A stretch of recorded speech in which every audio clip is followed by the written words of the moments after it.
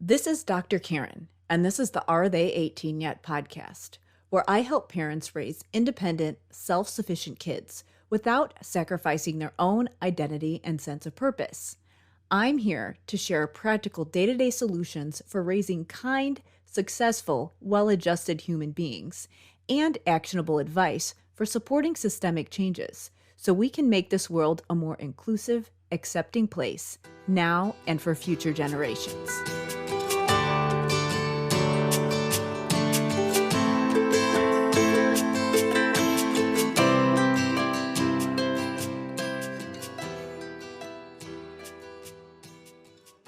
Hey there, it's Dr. Karen, and welcome to episode 23 of the Are They 18 Yet podcast.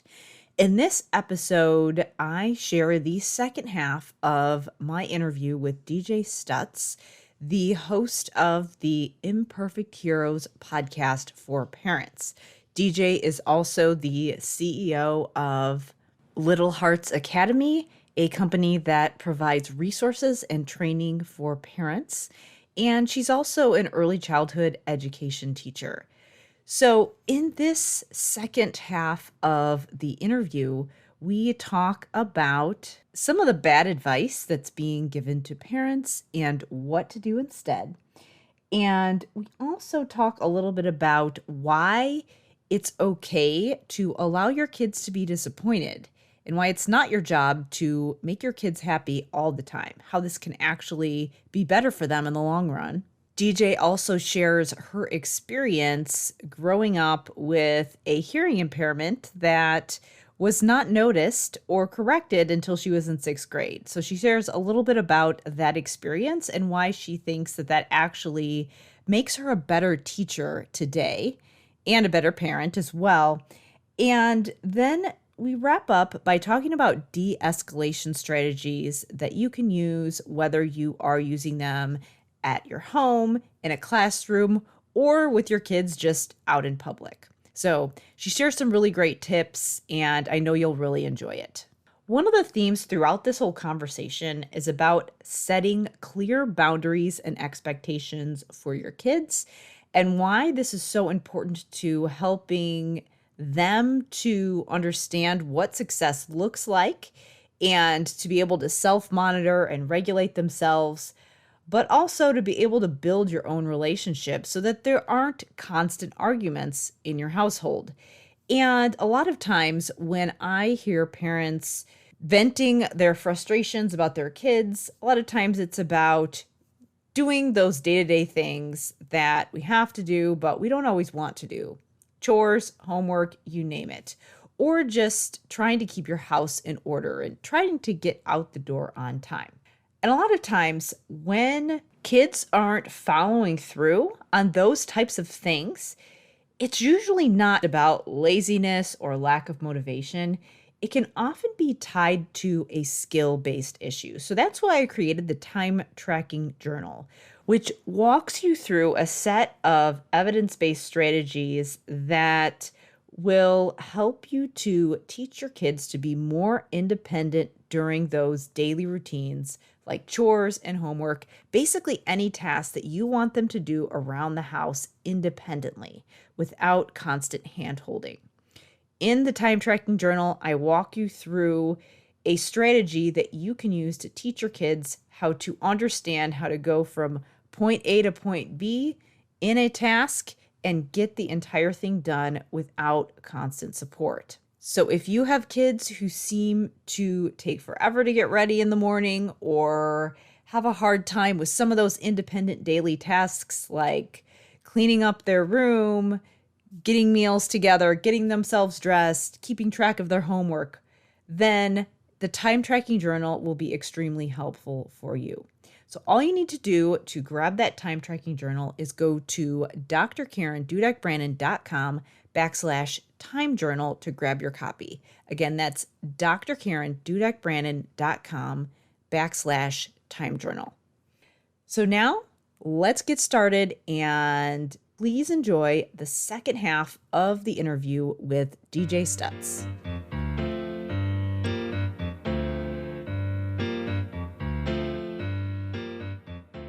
I'm curious, I know that a lot of times parents will, I mean, they're looking for advice or looking for input Hmm. from people, or there's all kinds of parent groups and advice Hmm. being given left and right. And I'm curious if you have seen, or how do I want to word this? What's the worst advice that you see being given to parents? Wow. Um, so I think there's a couple of things. Growing up, obviously I'm not a young mom anymore. But when my kids were young and my mom came from a very different generation and actually was raised by literally lumberjacks Okay. in the Northwest, which is like one step up from wolves.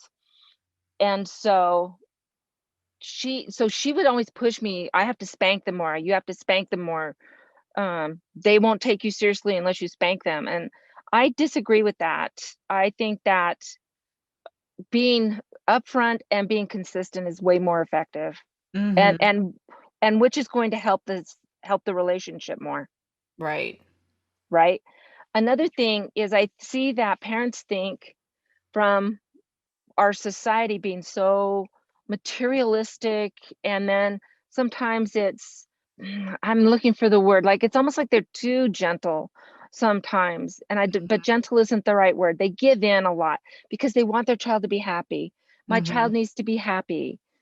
And I saw, in fact, so I talk in the episode 2, I talk about how you're not responsible for your child being happy all the time.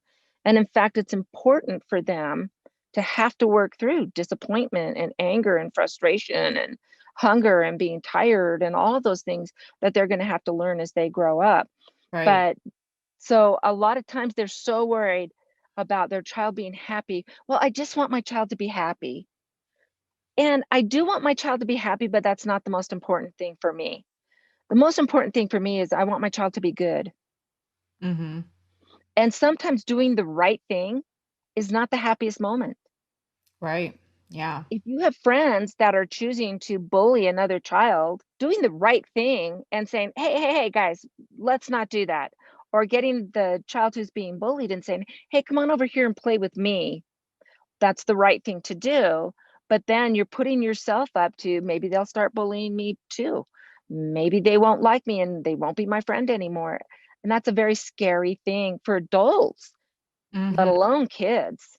So I really feel like we want our children to understand that doing the right thing and being a good person isn't always the happiest thing to do In the moment. in Not the in the moment. moment. But in the long run, yeah, you're Right. exactly right. Because in the Mm-hmm. long run, they're going to be far more happy when they know how to diffuse a situation and when they don't depend on other people for their own validation. Mm-hmm. You Yeah. know, they know who they are intrinsically, and they're okay with that. And someone saying that you have a big nose, or you know, funny toes, or you have a birthmark somewhere, that doesn't change who I am inside. And that's probably one of the hardest lessons to really teach our children, in part because most of us haven't learned it ourselves. Mm-hmm. Yeah, that's what I was just gonna say. Have I know a lot of adults who would have a hard time with that and still have a hard time Hmm. with that. I Hmm. could probably think of a couple times this past month that I've had situations like that come up personally. Yeah, and teaching your child to think independently and not get involved in groupthink. Yeah, that is, especially with all these. I mean, it was a thing before. There were teams, there were cliques at school, but Hmm. now you can do it without even leaving your house. And Absolutely. people across the globe that wouldn't be accessible to you in these Facebook groups or Hmm. online forums or, Hmm. Instagram accounts or whatever it is, which Hmm. again, not that those things are bad, it's just that we have to be careful with how they're used. Right. Well, and they can be bad. Hmm. It's just Yeah. how you choose to use it will make it one way or the other. And how you choose to receive it can make it one way or the other. So if you see someone who's constantly negative and saying hateful things, whether it's about your cultural group, whether it's about your religion, whether it's about your ancestral background, whatever it is, your political beliefs, your religious beliefs, any of those things, if you see someone who's not open to the conversation, but is just there to call names and tear down because you don't agree with me, then you can block them. But you can't always block them if that person is in your classroom, or God forbid that person is your teacher. I think teachers are like cops. Most of them have such big hearts and really work hard to do the right thing. And then there's a few that don't make those right choices and give everyone else a bad name. Yeah. But but growing up, I had a hearing deficit that wasn't identified until I was in 6th grade. Back when the pterodactyls were on Earth and I was going to kindergarten and Yeah. school. I imagine that You was just didn't get all the tests that they get today. It turned out that I just had extra skin that grew inside my ear and acted like cotton around my eardrum. Everything was muffled. And I didn't know, because that's the only way I'd ever heard. So how right. do I know Yeah. that's wrong? Mhm. But so I would do what I thought my teacher said, and I would be wrong. And I had mostly really good teachers who were patient. I remember one, she was my first grade teacher, that I was this problem child. I was a troublemaker. I didn't listen. I didn't follow directions. And instead of trying to help me, she would hold up my paper in front of the whole class, Ugh, you I can't know. believe that was okay, or that people Well, thought that was okay. yeah, I know. But education, back in the 60s was very different Yeah. than it is now. And in some ways better, and in some ways worse. So the Mhm. things that we do today in education, some things are really great and some things are really not. As a parent, it really is your responsibility to listen to your child, to get to know their teacher and to get to know their friends. And then you can make some better decisions and a better understanding of what your child is going through. And so many times parents would come in and say, so and so is hitting my daughter, so and so is hitting my son. Your child hits them a lot too, Mhm.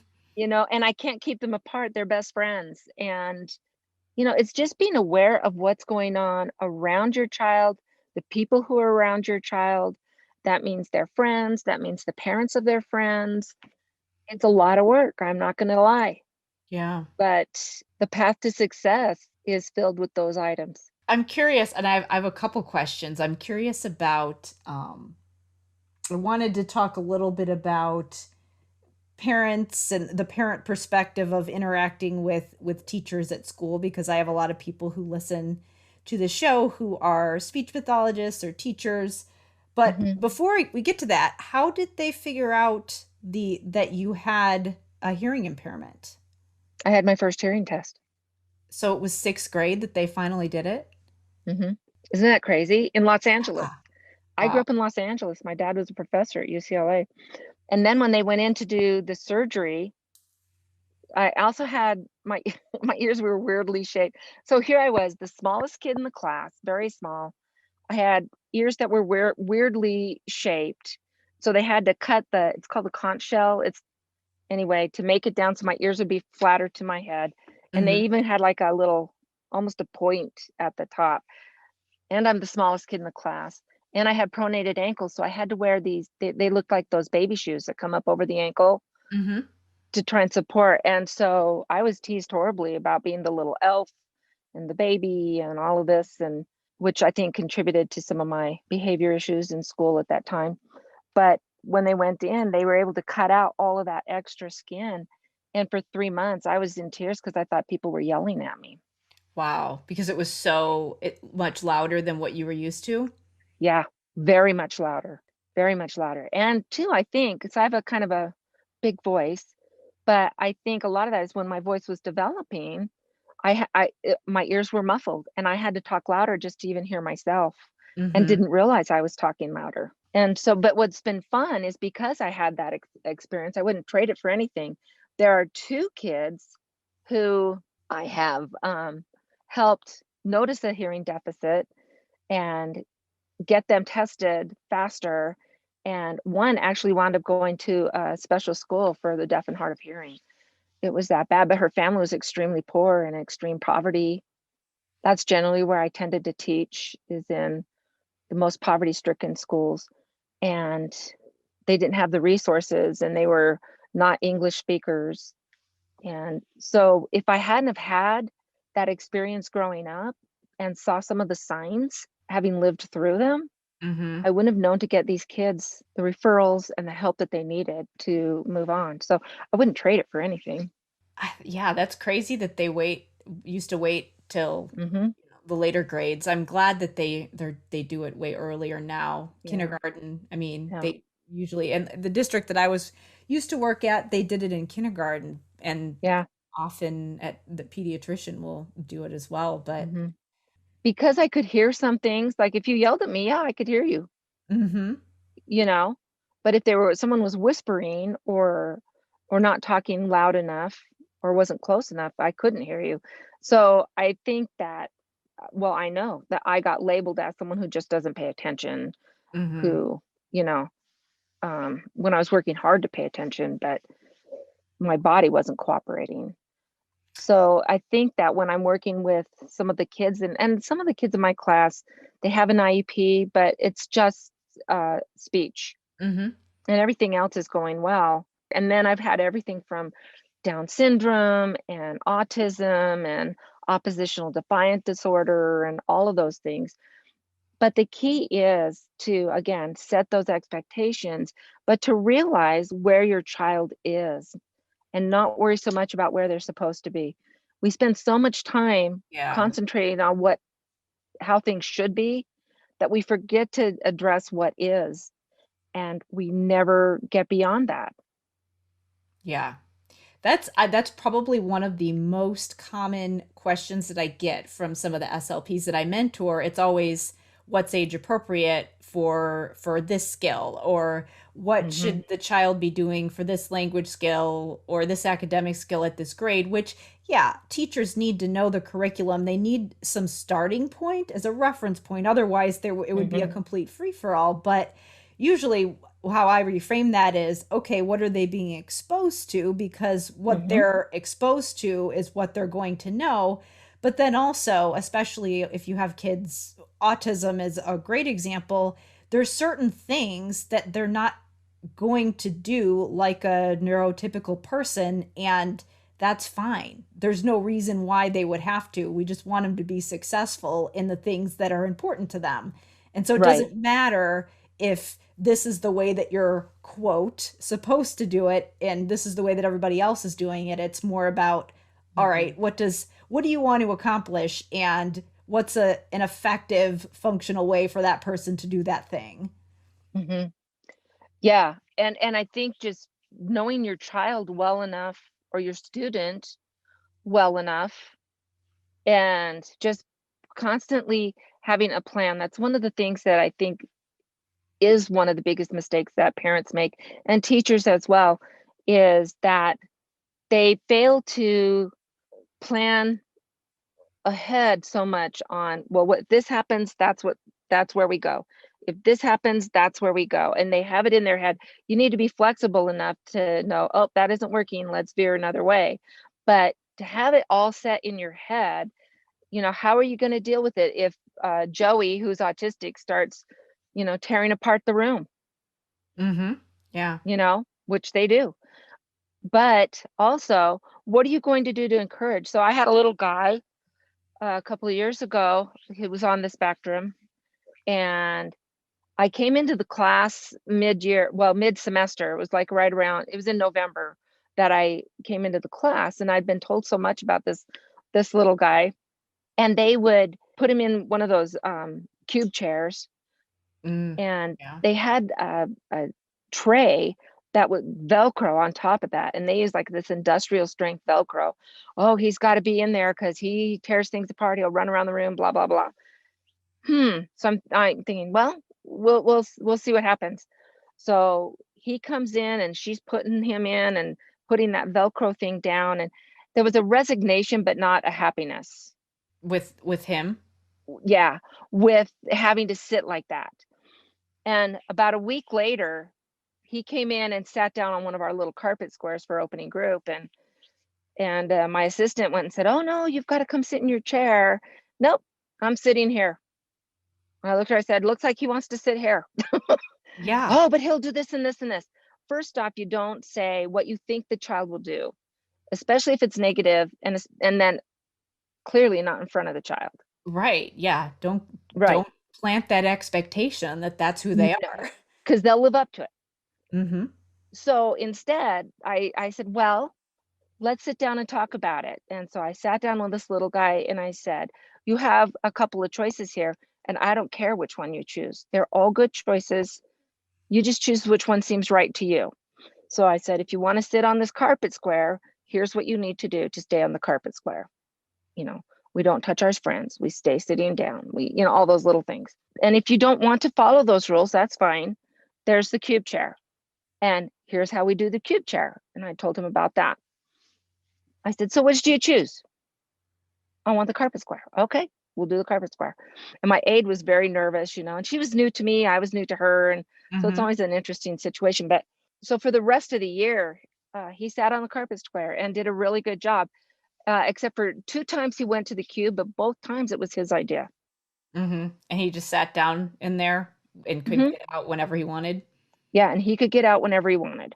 Yeah. I think that's And the yeah, key we there. did have to clear the room a couple of times during the school year, but from what I heard, doing twice, from November on, when he was about usually twice a week, Mm-hmm. from what I heard before, he did, he was really improving. And another thing that parents will do, and my aide would do this sometimes, is he'd have a bad 10-15 minutes, but the rest of the day he was great. But Yeah. they would concentrate on, "Oh, he had a horrible day." "Really? What made it horrible?" Yeah. "Well, he Sometimes I did have this a and this bad and this." 15 minutes. Yeah, exactly. I mean, I don't have a full 24 hours of being perfect or wonderful or nice. I have my moments, but that doesn't take away all of the good things that I did the whole day. And imagine what that does to a child's um, self-esteem, their outlook on life. So when you come home and your child had maybe a rough time for a little bit, but then he or she did this and he or she did that and helped you with making dinner or whatever it is. Yeah, you had a rough 10 or 15 minutes, but I'm so proud of the way you turned that around. You did a great job. You calmed down, took deep breaths, and then you were able to come and help me do this fun thing. And I'm so proud that you turned it around and took control of your body. Mm-hmm. Yeah. Very different approach. Mm-hmm. Yeah, I think with going back to what what we think is supposed to be the right way to do things and what Mhm. actually is a way that is perfectly acceptable. Again, like whatever happened during that 15 minutes may not be what another child would do, but it's a completely different person. You're Mhm. comparing apples to oranges there, where it's like it Right. doesn't matter what's normal for you. This is this is where we're at here, and I mean, how do you get to a day that is completely smooth with anybody? Well, exactly. And I think too, it's important to like reassess when things are done. You're not going to teach them anything while they're kicking and throwing and Oh, having their yeah. meltdown. I They're mean, not learning anything. But once they've calmed down, you can say, "Wow, that looked like that was really a hard time for you. What do you think happened?" And let them, you know, kind of talk about it. And it may or may not be accurate, but now they're thinking about it. Mhm. And you could say, "Wow, yeah, what can we do next time so that, we don't have to send the kids out on a walk around the school?" Right. Um, And but honestly, is it really that, a walk around the school, if they understand that they need that, yep, that could be a good strategy. absolutely, absolutely it can. So, and then they learn to listen to their body, and it's like, "Well, it's getting revved up here," that they have a place that they can go to calm down, and that's a place they choose to go. You don't send them to the corner, Mhm. but you can say, "Wow, if you need to calm down, we've got the cozy corner," whatever you want to call it. It has maybe a comfortable chair or some pillows or some place where they can hide under the pillows for a lot of kids and calm down. They don't like other people looking at them. Mm-hmm. Or shall we practice breathing? We're going to practice, and if they're resisting that, it's like, okay, I can see you just need to work it out your own way. Here we are. I'll be Mm-hmm. here and when you're done, and then we Right. can fix it. But I can't fix it until you're done. But you take your time. Don't ever tell a kid don't cry, Yeah. ever. Yeah, that's I mean, if they're already to the point where they're crying, Yeah. then I could see how that would just make it even worse, especially Mhm. if they're not even in the part of their brain where they Right. can process what you're saying, and yeah, that Right. would not be a Well, good and way the to do it. hysterical part is if you say, I can see you're really sad and you need to cry. Go ahead, you can cry. You want to cry on the couch? Do you want to cry on the couch or do you want to cry in the cozy corner? Because once you give them the permission to cry, what do they have to fight? Yeah, absolutely nothing. It probably just they let it out and then Hmm. they're done and They they're calm ready to down move on. so much faster Mhm. than if you're there saying, don't cry, don't cry. Yeah, the resistance is more work than just letting it happen sometimes. Yeah. And it gives control to the kid because can I really force that child to not cry?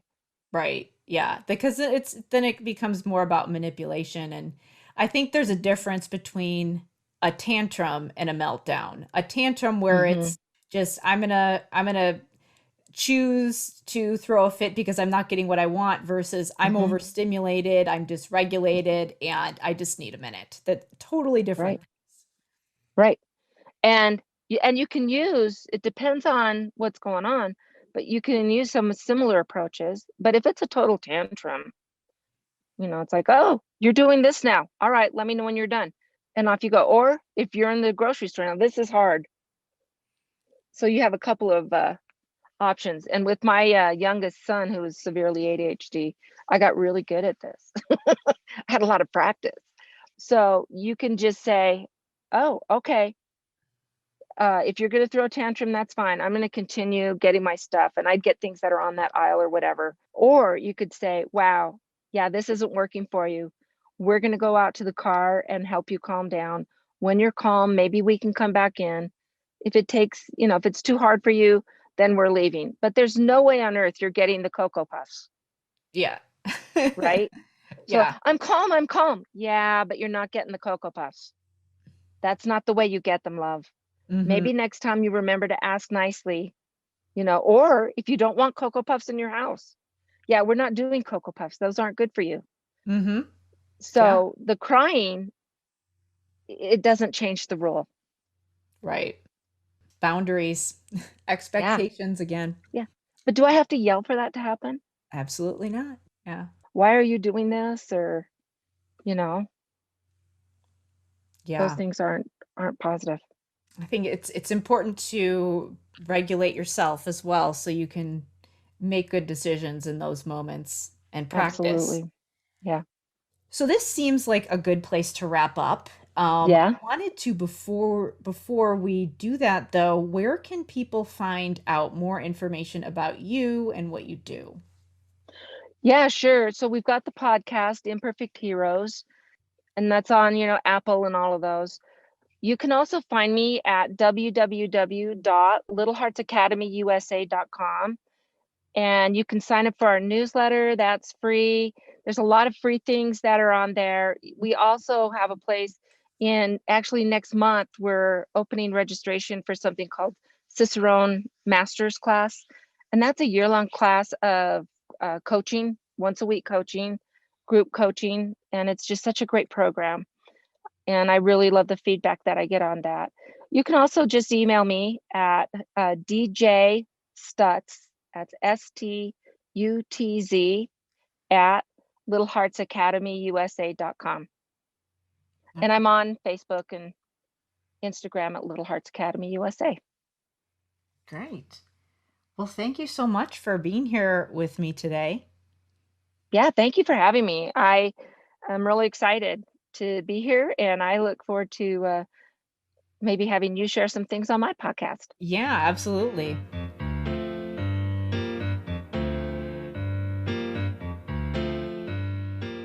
We're we're going to wrap up this episode right here, but thank you so much for listening. If you have not yet, I highly recommend that you listen to episode 22, which is the first half of this interview with DJ. She shares some really great tips about what you should not say to your kids and what you should do instead that will help them to have the feedback that they need to both know what your expectations are and also just understand how to be decent human beings and really just grow up to be kind, compassionate people. And we really talk a lot about how important it is to set expectations with your kids. So again, that is episode 22, the first half of this interview. Go ahead and take a listen if you haven't already. Now, of course, make sure that you check out DJ's podcast, Imperfect Heroes. She's got some amazing episodes and some great guests, including myself. And I know that you will enjoy that as well if you enjoy this show. On the topic of communicating boundaries and expectations and supporting your kids through challenging tasks, I wanted to remind you to check out the Time Tracking Journal, my tool that walks parents through a strategy that they can use to help their kids be more independent with daily tasks, especially if you have a child who has a hard time sensing the passage of time and understanding how long certain tasks take and what steps to take in order to get those things done.